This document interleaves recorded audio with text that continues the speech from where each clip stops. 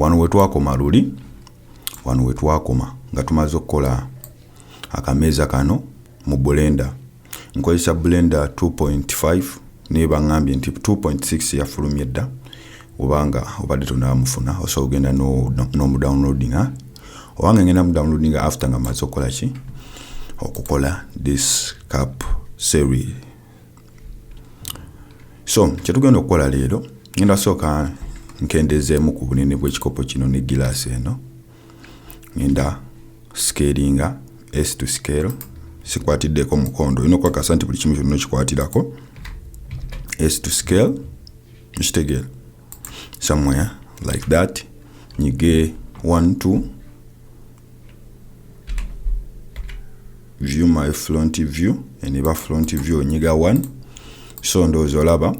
bwekitwe kigenda okubeera wano. So leero kitulesere tugenda creating a glass so tugenda kujjana eno tufune tujjana eno mu add tugende mu mesh olujja mu mesh tugenda funa kye tuyita cylinder tugenda kozesa cylinder okitegeera olungenda ngenda kujjana eno ku kundi yange ku numpad yange nyige slash oba ku keyboard yo nyiga slash okubanga osobola gundi object eno jova ku grabbing ayoka nasonyo namurusenyiga senyiga noro kumacha ngenda nyiga wano nzijana eno ku front okitegeera nji scaling okitegeera wawe njagala bwent okitegeera. So kyengenda okukola njagala mutunu yenyo steps enkozesa nga nkoyetinga ebintu bino abantu abambombozabuzibwa nti ate yakikoze etya lwansonga mujampinga steps mubate muwachinga steps zenkola okitegeera. So enmono cube eno oba cylinder manyanga eno cylinder mwe tugenda okukola glass yaffe tugenda kikola tutya buli omundu buzanayo kyewebuliza tugenda kola tutya glass eno tunuulira. So kye tugenda okukola tugenda kola bwe tutirero ina kunyiga neno nzije ina kunyiga tab nzije mu editing mode mosobola okwadjustinga buli kimu kyonna okukyeditinga okitegeera. So waneno we wali ki wali gundi vertex zaffe wano wali edges ne faces okitegeera kati njagala edges zino okitegeera ekintu ng'ekyo. So ngenda kujja neno ubanga tomanyi kika kya glass kyoyagala kola osobola ogenda ku Google n'okola ki nonoonyereza nofuna reference images ogiteekayo otya mu background ojjane n'oku add okitegeera omala kubeera mu ki mu object mode ojjane ku add nomala nonoonyera ne wali image n'oteekayo reference okitegeera olugira n'ojjane noonoonya ki ekifaananyi ky'ogenda okukozesa kati wokikeekayo bwoti kankulaga n'enkola bwenti kigenda in the background so you can model using this what reference images but for me I don't need it. So cube yaffe eno mugiraba ngenda kuddayo mu editing mode na placinga tab olumala ngenda teeka mu buline control R okitegeera okitaka ngenda teeka mu obuline busatu okitegeera ekintu ng'ekyo olugira ngenda kujjano waggulu ngenda nyiga 3 oba nzije waneno ku faces nyige X oba delete okitegeera nzije nonde face okitegeera face eyo giraba teriimu ngeri gye twakolamu ekikopo kyaffe obanga ojjukira. So ngenda kudda neno mu sides girasi yaffe eno njagala ngiscalingeko wansi azini njinyigemu wansi okitegeera scaling. So ngenda kujja nyige face okitegeera olumala nyige 1 2 front view S to scale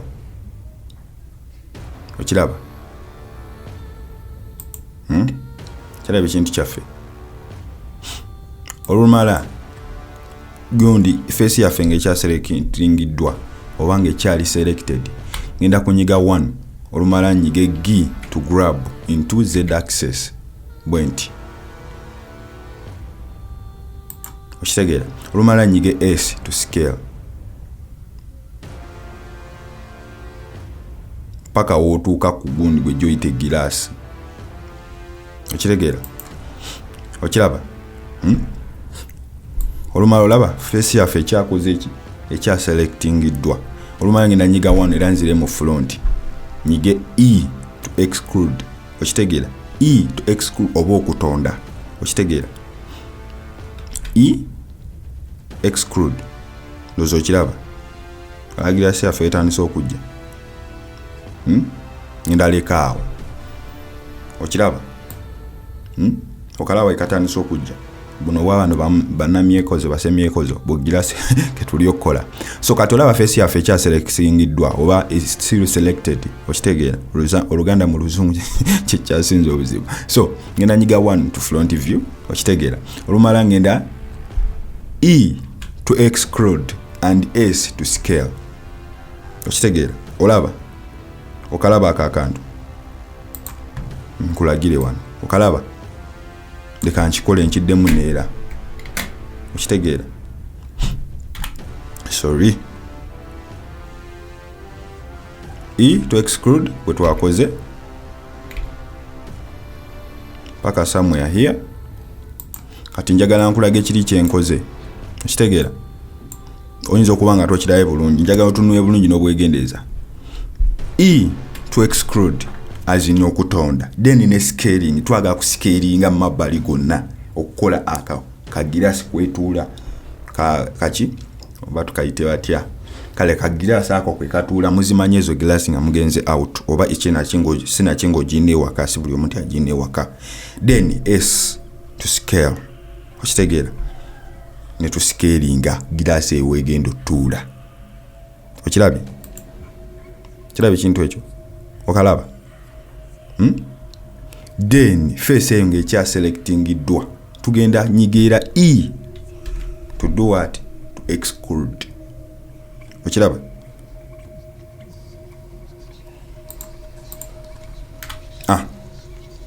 bwongamba sigirasi eyo ogiraba so waliwo wano wetwafunye obuzibu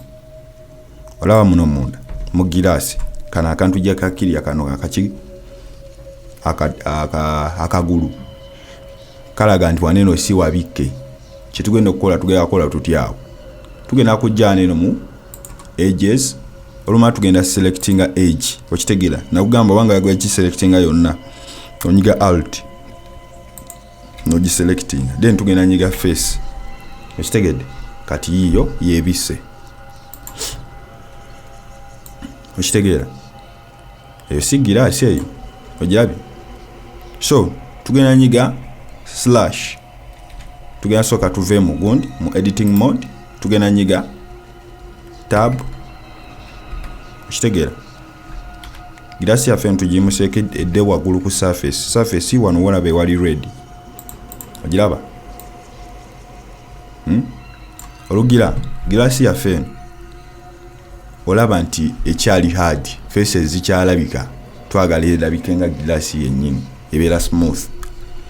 so tugenda kujjana eno wano wolaba gundi spander oba modifier properties tujje wano to add modifiers then tujje to selecting a subdivision surface okitegeera olugira eyange nagiteeka ku 2 okirabye then olugira ngenda kujjana eno smoothing shade to smooth onyiga right click and then shade to smooth oba shade smooth okiraba kati glasi ya feno obanga ebuze details ndozo gira wegonze ogiraba erabikira ddala nga glass naye tulina obuzibu wano olaba okyasobola okulaba ki amabanga ga faces zino baga edges so kyo tugenda okukola tugenda kuddayo mu editing mode onyiga tab olunyiga tab ogenda kunyiga ogenda kujjana o selecting a face ogiraba olumalo selecting a face eno ogenda kujjana eno onyige I to insert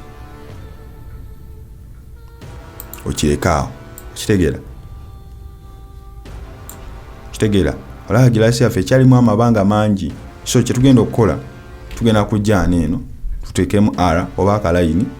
olumala tuka grabbing somewhere there okitegeera olumala okateekamu tugenda kujjana waggulu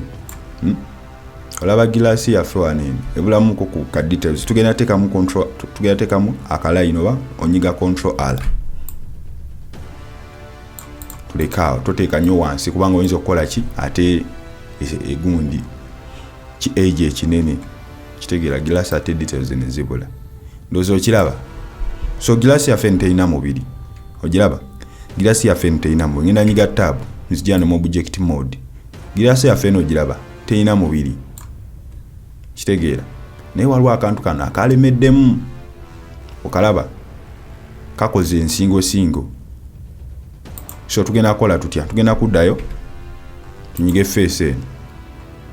mu editing mode tugenda kujja mu editing mode tunyige mu face oninyige mu face tugenda nyiga eye to insert kirabi kama tunyige tab tukomewo kitegeera zola glass ya fe ne glass ya fe no nga meteina mubiri tugenda kola tutya okugifunisa omubiri oba ifuna omubiri tugenda kujja ne mu editing mode tugenda kujja mu add modifiers oba ne wali span ojja waneno ononye solidify okitegeera solidify modifier eyo okitegeera yagala utunuliye bulungi walabane that's before that's after kati okwongerako omubiri ogenda kujja ne mu thickness kitegeera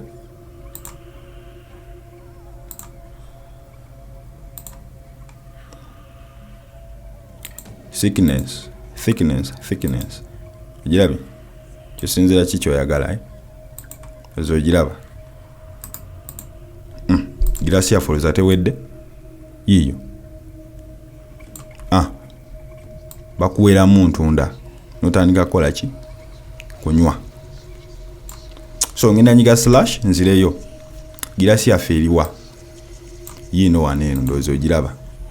ngenda nyiga nzijana ku front face